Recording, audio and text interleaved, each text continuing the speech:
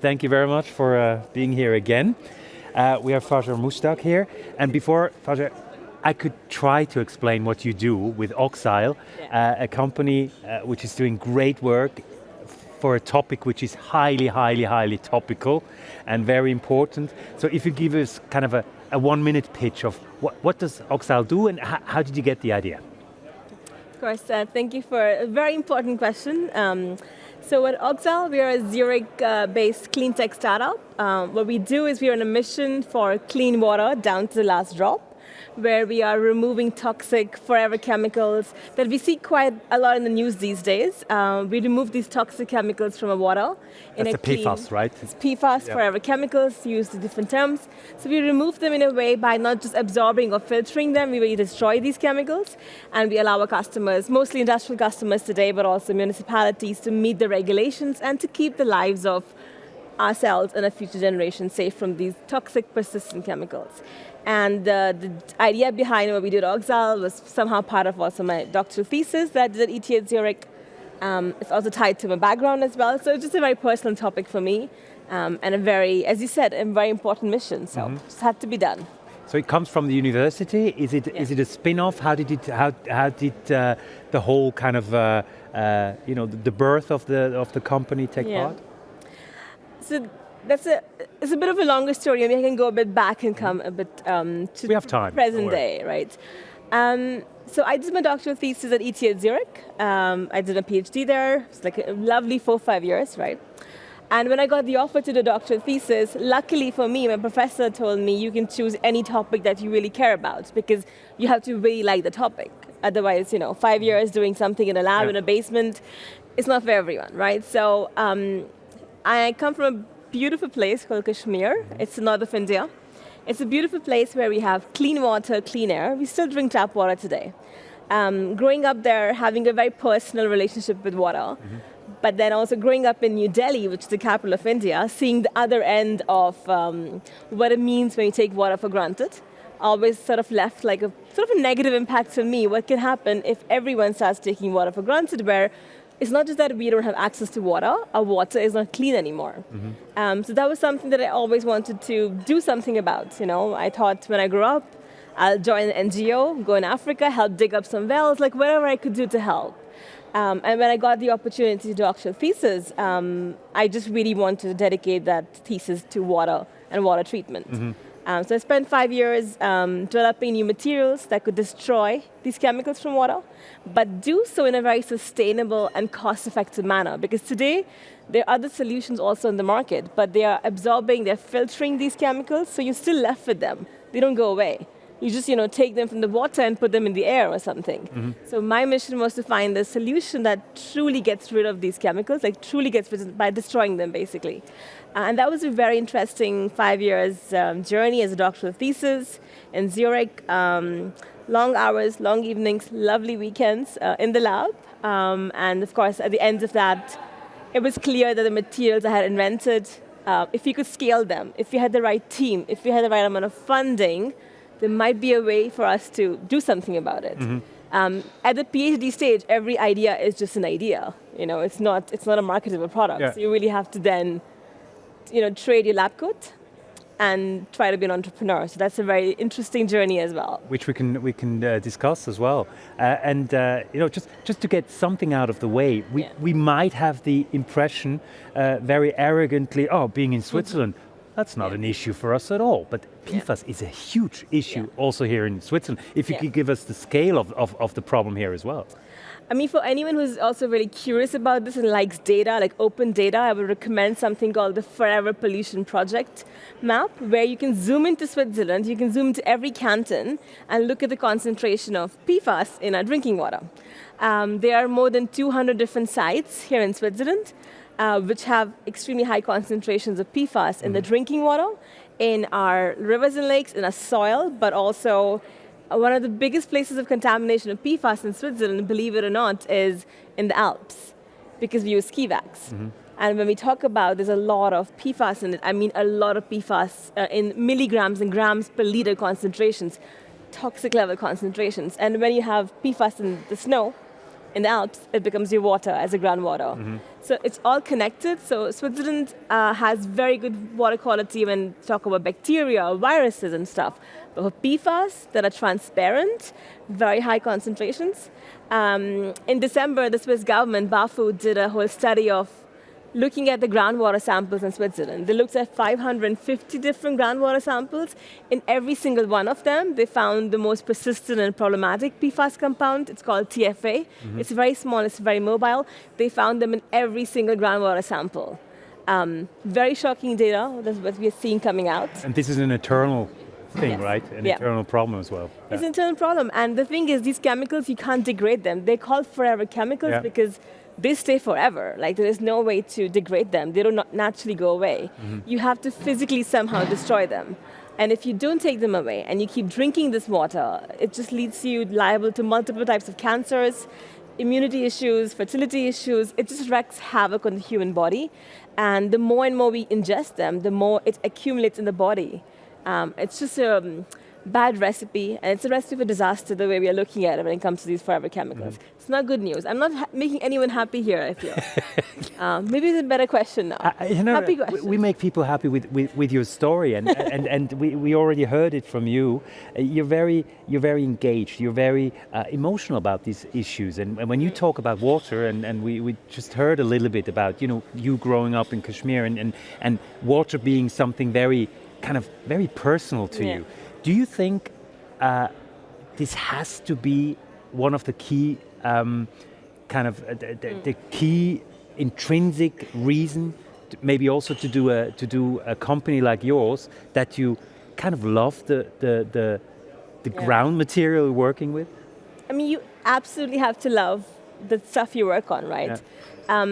Being an entrepreneur, there are good days and bad days. Sometimes you have vast majority of the days are really bad, right? So you have to really love what you do. Otherwise, it's very easy to quit then. And you're in this for the long haul. Like, you don't be an entrepreneur just for the short haul. You're here for the long journey. We heard that in the So you have to really love it. It has to be a personal mission for you. You have to, the why of why you're doing it has to have a personal connection. Otherwise, it's very easy to, lose hope on a bad day. Can there be a risk of taking things too personal on that level as well? It could be. I mean, if you believe so much in the mission and you see the rest of the world not caring about it, it can be like, why don't you care about it? Like, because we care about, when we talk about climate tech, we talk predominantly about CO2 emissions, global warming. Water is like a forgotten piece of the puzzle, which is something you also see in the discussions we have about climate tech. Water is very rarely represented in Europe, in the Western cultures, right? If you also look into what kind of funding water gets, shocking statistics. Of all the funding that climate tech gets, water gets 1%. Actually, it gets 0.8% of all the clean tech funding.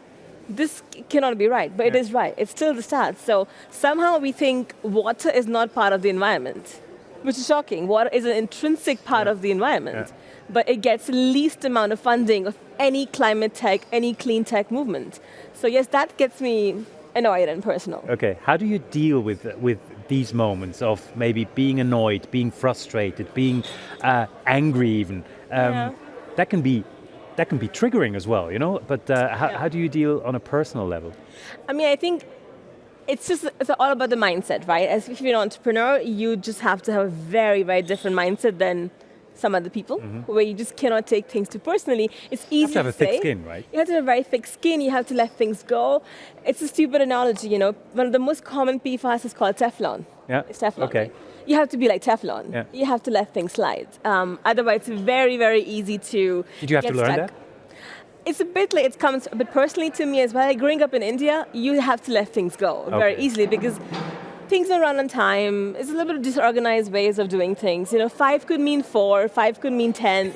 You just have to not take things too personally. So a little bit of it was intrinsic, part of my DNA in a way, and the rest you have to learn on the job. Absolutely. When you hear your first 10 no's, it's not a nice feeling, but you kind of also get through it, right? And it's also interesting because you have to also kind of look at this in a way that what the expectations of the people in front of you are, right? I'm also really mindful that there are not many female CEOs in climate tech. So if I get a bad news and I'm emotional in a room... I think you can leave aside the climate tech. I think it's not many female CEOs. But Full in stop. climate, it's even worse because in water, it's the worst statistics Okay. ever, right? So if you get bad news, and then you also don't want to put on a specific mindset that people are expecting to see, like you're emotional, you're mad about it because you care so much. Yeah. But you also have to be mindful of the kind of people you're speaking to. It's a place of work. It's a professional environment. You care, and I would rather channel my passion towards finding a solution to make it work than to sit and be sad and mope around. Yeah. You can do that for a day, but I don't think it's my mindset to sit in that for long. I think you can channel that energy to finding a solution because that's what, in the end, matters, right? I think what you alluded to is also the kind of the cultural question, and being from India and having founded the company here in Switzerland, did you have to kind of adapt a lot, or did you have to struggle also with cultural differences and maybe the very peculiar and maybe specific Swiss way of doing things? Yeah, I mean, that's a really great question. So, I mean, this culture shock, as we can call it, I had that many years before, right? So Yeah. I've been in Switzerland for 13, 14 years now, so I've been here for a while. So when I came here from UK, I did my bachelor's in UK. I had no cultural shock when I went to UK. I felt like this makes sense. But when I came from UK after living there for 5 years to Switzerland for a Different master's, story. that was a culture shock, which I did not expect. It's an hour away. How can that bring a culture shock then when I went from India to Yeah. UK, right? So I already had my culture shock training. I already understood what time means and the importance of time, for example, importance of being structured, and the importance of thinking and taking a lot of pride in innovation and uniqueness, right? Very Swiss qualities, right? So the reason I stayed for so long is also because I resonate with those qualities quite a lot personally. So the culture shock happened many years ago when I was 22 years old. I came to Switzerland as a naive girl.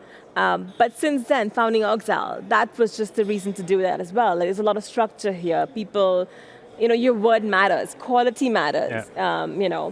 So I think those qualities I like. That's, I think, how a business should also be run, with integrity, with transparency, with innovation, with collaboration. So I like those qualities. So from that perspective, it was easy. But the culture shock was absolutely there when I first moved from UK to Switzerland. Yeah. There was a culture shock. On a business side, speaking about that ecosystem, the startup ecosystem, do you think it would have been easier founding that company maybe in the States, maybe Silicon Valley, or do you have like pros and cons in that regard? I mean, yes, in Switzerland, it's still a small economy, right? Yeah. It's pretty close in that sense. If you went to Silicon Valley, to have access to that kind of funding, there's nothing like that in Europe, let alone Switzerland, right? So of course, it's much easier to found startups in Silicon Valley or in the East Coast as well in the US. But if you look at the current climate right now in US, right, there's also another thing in US. Yeah. You just don't know which way the Uncertainty. pendulum swings.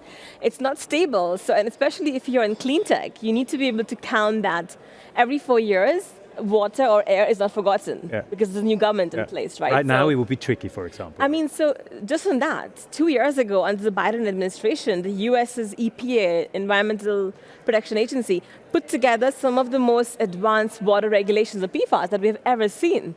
Just a couple of weeks ago, they bankrolled everything. Yeah. It's all gone now. Yeah. It was a pipe dream, right? But that kind of a thing we can't expect to see in Europe. Like it's very stable, especially in Switzerland. Regulations matter, rules matter, and they can't just be swung around because they are coming from facts and data, right? So there's a pros and cons, right? Of course, access to capital, exposure is different in Switzerland than in the US, but then you also have an economy, you have an environmental, you have a political climate that you can depend on, that you also need to attract talent. You also need that to attract VC funding. You need all of that as well. All my friends who founded startups in the US for water, a lot of them CEOs of water tech companies as well in the US, they're having a really hard time and they're thinking of moving to Europe now because basically it's going to be very hard for the next 4 years to try to make the case that we need clean water when the current administration does not believe water is a human right. So, can you tell us something about how you are funded? Where does the money come from? How easy is it to get investment right now? Great question. So, so far we raised $26 million in funding as a startup. We did that two ways. We had a combination of raising VC capital. So we just announced our seed round in January of this year, so a couple of months ago. It was a $16 million seed round, which is the biggest round Water has ever seen for a seed stage company. So that was also a really good thing to see. And that is very international, I guess. Very international as well. So we have international VCs coming from Europe and US as well. It was really nice to see because Water does not get this kind of funding. Yep. Right? And Water does not get this kind of funding at a seed stage. So to be able to draw this high amount of capital for a seed stage, it made a lot of waves. We were like all over the place, like we were talked about, which was really nice to see that VCs are now thinking water is investable. Because before this, they thought water is a human right. You should not make any money or profit from it. Yep. And of course, as a founder of water tech company, I absolutely believe that. But what we are treating is not water, it's toxic waste. Exactly. So who should pay for that? Yeah. And why is there no money in that? Like water should have a price tag once it's undrinkable. So this is the kind of challenging situation we have to always check with the market and educate the VCs on, right? So luckily for us as well, in the first few years of Oxyle, we also got a lot of non-dilutive funding, thanks to the Swiss ecosystem. So we were happy to get funding from InnoSwiss. There's a lot of funding, for example. Yep. They also do the Swiss Accelerator, this the SIP program as well. Back then, we were still part of the EU's Horizon 2020 program, so we also got a big grant. So we raised 9 million in non-dilutive funding in the beginning, which was really great for a startup, because if you're a hardware company, you need a lot of capital. And you don't also want to over-dilute quite early in the day. So we did a combination of non-dilutive funding by grants, from EU and Swiss government, and then we also raised 2 big VC rounds as well. So we did a combination. At your core, you're a scientist, and you deal with the issue and you deal with the technology. On the other hand, as you said as well, now you're a businesswoman as well. You're a CEO. You're an entrepreneur. How do you balance those two things? That you don't want to be talking only to the investors and having to deal only with these questions, but on the other hand, they are so important. So do you have a kind of a perfect percentage? I think after you do a PhD and a master's on this topic for all of these years, right? You also have a little bit of this. I think I know the science. I can talk about the science behind what we do for hours to anyone, right? But I can also explain that to a child in 5 minutes as well. And this is something that I had to learn to do, right? Because if you ask me about PFAS, I can talk about chemical reactions of oxidation reduction for like an hour and you will get nothing out of it. And if you are an entrepreneur who wants your technology to go on the market, you have to learn how to sell it. You have to know how to explain it. You also have to know who would buy it and the why. Like, why would they buy it? People don't buy what you sell; they buy why you do it. So it's really important to also be able to explain that side as well. So it is a balance. You have to have a very good understanding of how it works. But the why is, I think, even more important if you want that to succeed, right? So I find my background of science and now being an entrepreneur helpful for me in these conversations where if I'm talking to a regulator, if I'm talking to the public, if I'm talking to a venture capitalist, they know I have the science. I know what I'm talking about. I did a doctorate in that, right? But I also love talking about why it's important, why it matters. How are we going to get to the market? I like that. Actually, I like that more than the science now, because it's really exciting. It's how things happen.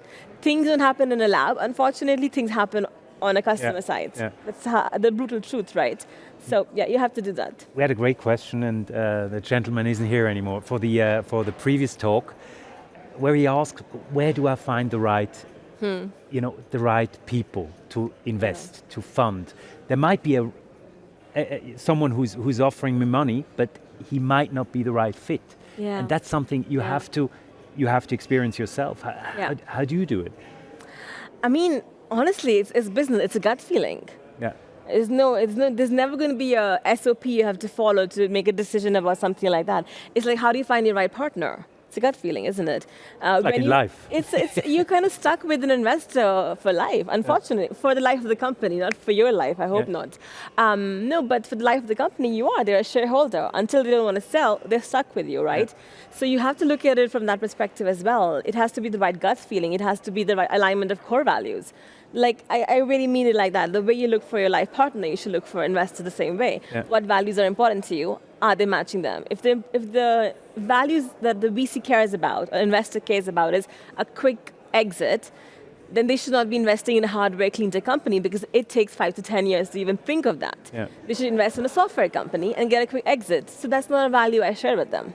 If they don't personally care about the environment, if they don't personally care about clean water for their kids, they would not understand my struggles in a hard day with a startup. So those are the questions you would ask them Absolutely. as well. Yeah. I would ask them questions about why would they want to invest? What is in it for them? Because as harsh as it sounds, there is a lot of money available for big problems to be solved. But if you make the wrong bet, you really are stuck with them. So for me, it's important that we have the same common goal of what the future of the company looks like. How do we react when things are good? How do we react when things are bad? How do we communicate? I'm really telling you how we should be finding a partner, but it's how it is. So having said that, did you say no to people as well? Absolutely.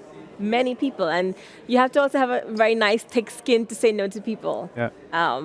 Which, if you are unemotional about it, you can do that. Yeah. If you have facts on the table, you can do that. But you have to be able to say no to a lot of people. And we did. Even in the last round we just announced in January, we had to say no to a lot of term sheets, a lot of really good investors, because we knew that right now, even if it sounds like a great idea to work together, it might not sound like that in a couple of years. You weren't aligned in the long run. Long-term strategy would not be aligned because I did not have any previous experience on their portfolio companies to really trust them on that.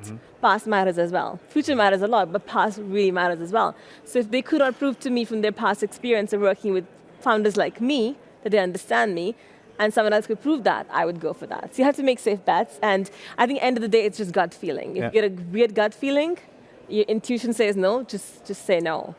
Since you were talking about exit strategies, I mean, you're relatively young, 5 years, right? Yeah. Almost up to date. It was a 5-year anniversary last Tuesday. Exactly. So you have a future ahead of you, and still, and that's what we've learned from the previous discussion as well, go in there for the long run. Don't think about the exit strategy too quickly or too fast. But on the other hand, those are ideas or thoughts that are always with you, I guess. Do you think about it? I mean, you have to be able to think about it from the perspective that your team members might ask you that, right? Yeah. Your family members might ask you that. Your investors would gently touch on that as well, not aggressively, but gently, right? So of course you need to have an answer. You can't just be like, oh, I can't think about it. You need to know. But I don't aggressively or actively think about it every single day, is what I'm saying. Because if you're a social impact founder, like a clean tech founder, you are in this for the purpose and the mission. And I really believe if you do everything right to get to your first customer as quickly as you can, and make them really happy and build a case around that. If you really focus on the customer and the problem, the money will come, the revenues will come, and the impact will come. It has to come because the market is huge, right? Yeah. But if you focus only on how do you get the biggest gross margin as soon as possible, in social impact hardware companies, it's not the right mindset. You have to be in this for the long haul. You have to be able to take calculated risks and not the quickest buck that you get, right? So you need to have some idea, of course, of what a good future would look like. There are people who joined Oxyle from really big companies before. They took a huge pay cut. They took a lot of risk joining us. They wanted to know, so what would you want the future to look like? You have to obviously have an idea. You have to align the people together towards a common mission beyond just the clean water mission. How could this look like if we scale as a company, right? So of course you need to know that, but I always encourage everyone not to over-focus on that, because then you lose sight of the big picture. Because if you do things right, it'll come. But of course there is a temptation. And I often wonder, with founders and here in Switzerland, within 2 or 3 years, if you get the funding, you're all of a sudden you're in the Bilanz, the richest people under 30, and then you see your name, and that's only because of a figure that they give the company, right? Yeah. And then you might have a temptation to think, oh, maybe I could cash in here. But it is a tricky balance. I can imagine you have to find your way of dealing with it, right? It's a tricky balance, and I think, again, it goes back to your core value as well. If you're in this to make a lot of money and quick buck, there are better jobs in Switzerland that pay a lot more. You go home on a good time and you don't work on weekends, and better jobs for better life balance as well. This is not the job to make money. It might be the right thing to do if you get lucky and everything works out later, but today that should not be the focus. And it's a constant thing you have to remind yourself, right? So, of course, when we just raised the last round in January, it was a big round. We raised 16 million. We got a good valuation. I obviously looked at the value of my shares. I did. I'm a human being, right? That number was very good, but that means nothing because it can fail tomorrow if you do stupid things now. So you have to put your head on the table and look at the mission and keep going. And that's the thing you have to remind yourself, right? It's not about the dollar value. It's about how many people we can get to how quickly. Because if you do that right, that number that looks very good right now could be multiplied by 50, 100x. But that's a different problem. I think you have to balance this out. Okay. I'll just open it in a second. Last question, since you talk about balance, that's something we heard a lot on this stage today as well. It's so hard sometimes to find the right balance, and you said as well, you work a lot and you have a lot of, it's tough to get home in the evening and just kind of switch off. It's probably impossible. How do you deal with that famous work-life balance? Yeah, I mean, it's a tricky one. I think it's something that it's a work in progress. I don't think you're ever done with that. I think I'll be working on that all the time, because even if I stop working, I'll always be doing something. Of course. There are some people who are just never done working. I come from a family that both my parents are doctors. They're retired, but they're still working, and they're in their late 70s. They'll just never be done, right? So if you have the value of helping and being of service, you're never done. So you have to constantly look at work-life balance all the time. Like it's a never-ending problem, right? But someone said this to me recently as well. It said, if you like what you do, you never have a burnout. You're just tired, right? If you don't like what you do, you'll have a burnout. So most important thing is, do you like what you do? Which means I have to constantly also reinvent my role. So I don't want to do stuff, like I know if I do the same thing every single day, I will get bored. So if you give me financial accounting or something, admin work at Oxyle, I can't do it. Okay. I'll get bored in 2 days. So I know what I'm good at. I know what I'm not good at. So I would not take on those kind of roles at Oxyle that other people are better at, and I'm not good at that. So it starts from also liking your work for the work-life balance to be balanced, right? So you have to really shape your role and keep shaping it every year as the company grows, as your role grows, right? And you have to make it really your own, that you actually like the work. Okay. Because then half the work is done if you actually like your work, right? But obviously there's a life element there too. There's a life balance as well. It's not just you have to fix your work. I mean, when I was younger, when I was doing my PhD, I would come home at 2 in the morning and then, leave in the, late morning. I was a late morning person, right? I wake up at 4 in the morning every day. So it's a complete reversal now as a person, right? And I have those 2-3 hours in the morning just for myself. It's when I meditate, I pray, I am spiritual, I read a book, I learn a new language, I do all of those things. From 4 to 7 a.m. 7:30, yeah, I head into work at 7. It's every morning, that's my time. No matter what happens, I wake up now, right? And I've been doing that for the last 2-3 years, and that's my way of doing it. That's my solution, because my evenings, you can't count on. You never know if the work is a bit crazy that day, if a friend drops it, if it's a family commitment, but the mornings are really your time because no one else is awake. It's just everyone is sleeping. Okay. So that's how I found some structure and some balance in a life where there is no structure most of the day. Yeah. But this structure is something you can create. So for my solution is always, whatever you can control, try to control that. And what you can't control, just let that go, because it's very hard to control things you can't control. Interesting advice. Another one is get up at 4 a.m. Do you have any other questions for advice or maybe takeaways from Oxyle, from the entrepreneurial journey? Yes, go ahead, please. We'll just put on our... I don't know if I'm supposed to... Yeah. We can hear you. So thank you very much. I'm Amina Farouk with Uplink at the World Economic Forum. Actually, Oxyle is one of our latest top innovators, which we're very, very proud of. And thank you so much. I'm now getting firsthand experience of hearing from you. What I'd like to know is, what are your immediate priorities now? What's your new priority? Because you said you like to do new things. And also, what are you maybe what's your top priority in being here at Startup Days? Thank you very much. Thank you. I can switch to this now, right? Yes. Perfect.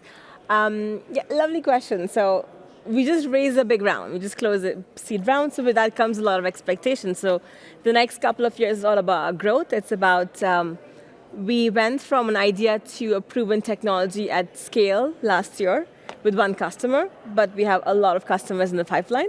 So now is the fun part. That's the fun part that I really like, which is now expanding and scaling our operations, our customer pipeline, and getting on ground in multiple countries. Can you just tell us, your customers are communities? Today, majority of them are industrial customers. Okay. So they're the customers who are, for example, producing goods and services that you and I need. For example, pharmaceutical companies, pesticide companies, chemical companies who need to produce PFAS so that you and I can wear textile goods or make semiconductor chips and stuff like that. But they have a lot of wastewater with a lot of PFAS. Yep. And if no one helps them treat that, they just keep putting it into rivers and lakes and contaminating it. So we come before they can do that part. We treat at the end of the pipeline.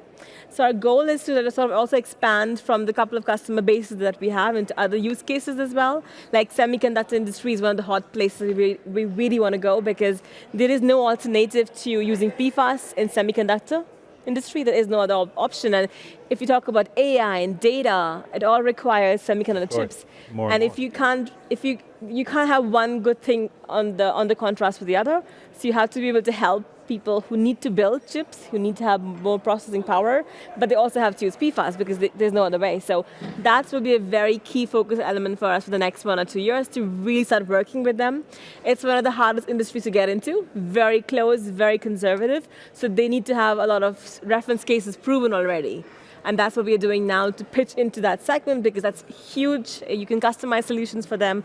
You only have to work with the 5 customers in the market and that's it. And you have a huge impact you can create with that. So it's for us is not to show and prove beyond the 5 customers that we have proven it to go beyond that to 50 customers now. To scale that, and of course for me, a really interesting thing for me is to know how to work with a much bigger shareholder base, much bigger board, right? We onboarded a lot of investors. We onboarded a huge team as well. We're growing our team quite a lot as well. We are about 40 people today. We were 2 people, 4 years ago, so it's also a really nice learning curve for me. And we have a very nice turnover rate, but where people just don't leave when they join Oxyle, which is something I'm also really proud of. So it's part of the culture and the mission that we have. So it's important to me as we scale and we keep hiring people now, we don't lose the sight of the really amazing culture that we have. So I keep my eye on a couple of these different things. And of course, being here, I already met so many of my friends who are, founders, who have known for all these years, just connecting with them, saying hi, checking the temperature, learning from them. It's always a very interesting place for me to come to events like this, just to talk to people who are going through the same stuff and just feel you're not alone. So networking is one of the biggest things. And to talk about Oxyle and water and how water needs more care. Yeah. Thank you very much. Do we have other questions? Yes, please. In the back.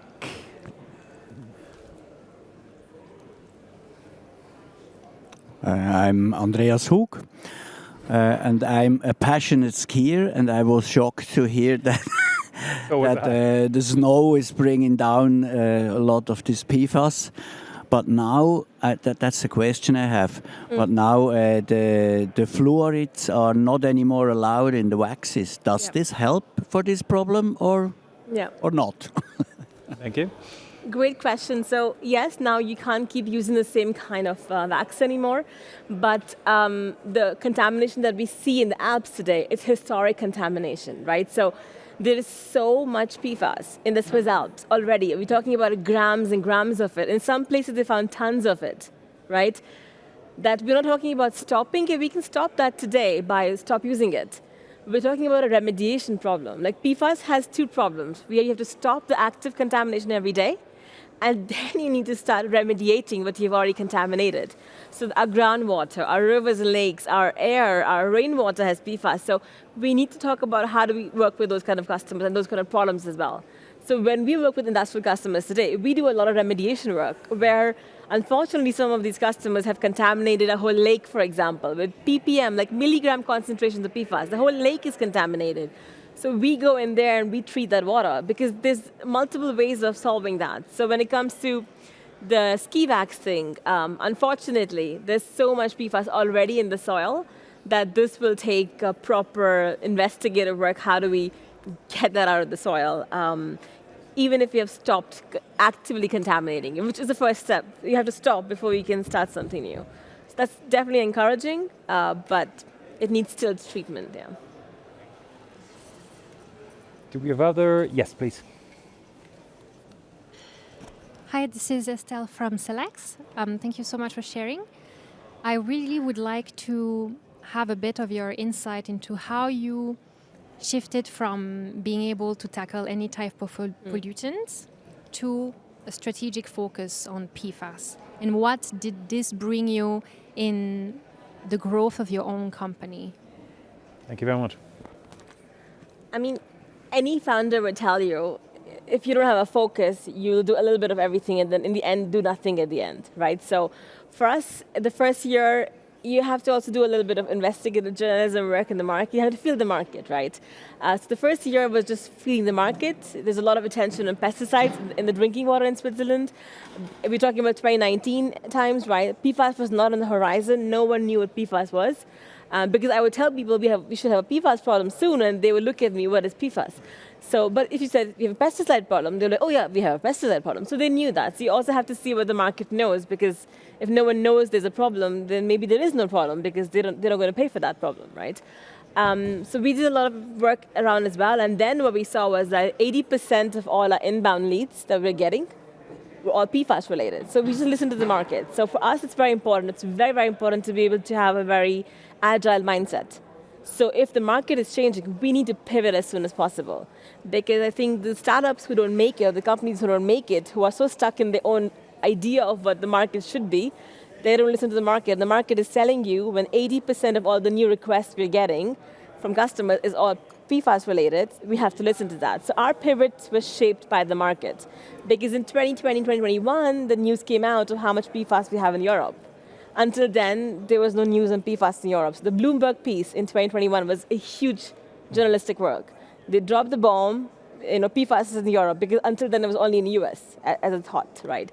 So from there, a lot of customers got really worried, who obviously knew they had a PFAS problem, but because no one else knew, they didn't have to worry about it. But then they had to worry about it suddenly. So then they started contacting us, and then we just shifted our focus, because you have to work with a customer who is dying for a solution instead of convincing someone to be a good citizen, right? So with pesticides, you would have to convince them, please do a bit better job. Whereas here, the customers are like, we have regulations, we have fines, can you help us? So you just listen to the market, because if you don't do that, then it's like an egoistic sort of thing to do, that I think I know the market better than my customers do, which is not the case. So I think the market shaped it, and we were very agile. This is how we did that. And of course, what that does, it just focuses you and your resources. You have limited resources as a startup. You can only deploy what you can actually deploy. And if you can't focus as a company, your team does not know what you're doing. Your customers don't know what you're doing. If you're a big corporate, you can do a lot of things. If you're a startup, you do one thing, you do it well, and you listen to the market. Yeah. Let me just have a look. Are there any other questions? Not at the moment. I still have one for, since you were talking about the culture as well, also there's a war for talent. So if you hire people, they have to have a specific knowledge. Yeah. You have, about 30 different nationalities, right? We have a lot of nationalities. You're extremely international. Yeah. And it's not getting easier, getting the right people. How do you cope with that problem or challenge? Yeah, I mean, for us, it's very interesting, right? So why do we have so many nationalities? Because the right people apply, right? And why is water so international? Because water is an international problem, right?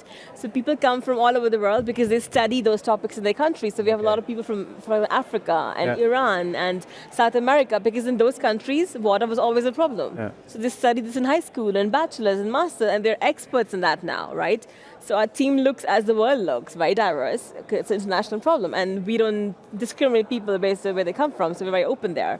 And it is obviously a challenging thing, because we are looking for very specific roles, but luckily for us, there were some countries who have been facing water issues for much longer, and teaching them to be experts in those fields for much longer. Mm-hmm. So we just know how to attract those talents, and luckily for us, they want to work in a startup, they're really driven as well.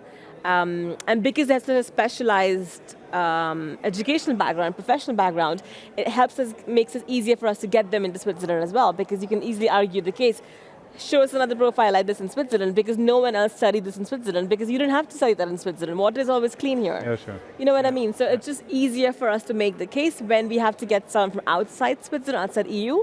But luckily for us as well, Switzerland is such a nice hotbed for talent, that all the people we needed, I would say 70+% of people we need, or we have today at Oxyle, were already in Switzerland or in some part of Western Europe. It's a great ecosystem to have this sort of innovation-driven mindset. A lot of capital as well to boost the economy for innovation, but then also low taxes, high salary, good living, so people want to come here. Yeah. So good people, smart people want to come here already. So luckily they were already somewhere, but in the wrong companies, and we brought them into Oxyle. Yeah. So it's just you have to find the balance there. So to wrap things up, it's a classical question, but I think it's an important one for people who are at maybe at thinking about starting a startup or getting into that ecosystem. You, with your experience of 5 years of Oxyle, but also before, what would be the biggest and the most important advice that you would have liked to get when you were at the start? Yeah, I think it's just that I know it's a very cliche thing to say, but I think we forget that in day to day. It's like to really trust your gut feeling. Yeah. A lot of people in the beginning told me, don't do wastewater, and quote unquote, wastewater is not sexy, do drinking water. Okay. And I was like, but the problem is in the wastewater. Yeah. They're like, don't call it wastewater, because people don't like to hear the word waste. And I was like, that makes no sense. That makes no sense at all. So let me shape the story of how to make wastewater sound sexy then. But we have to solve wastewater, because that's where the problem is. So I think it's just to really listen to your intuition, not to listen to people who have not, don't take advice from someone who has not done what you're trying to do. Yeah. Because then it's just taking advice from someone who has never had the same challenges, right? So I think it's to surround yourself with the right mentors and really take a lot of feedback in, but at the end of the day, trust your gut feeling, because you have to do it at the end of the day. If you don't believe in it, no one's going to help you on a bad day. So I think maybe it's a cliche thing to say, but really you have to trust your intuition. Your gut feeling. Have a lot of mentors. I would always seek out for help. I would always reach out to people and say, can you help me here? Just not be very open to asking for help, because people genuinely want to help. It surprises people when you ask someone for help and they help you. It's like, see, people want to help you. So really ask for help. And if you just see a problem, just go full on in and just don't stop. And get up at 4 a.m. if you want to have a private lab. If it takes getting up at 4 a.m., get up at 4 a.m. There's so much things you can do in the morning, It's just nice. There's a lot of productivity early in the morning. That's my takeaway from this discussion. Yeah. Of course, you need to start. Try it. Fantastic. It'll change your life. Fajer, thank you very much. Thank you. Thank you.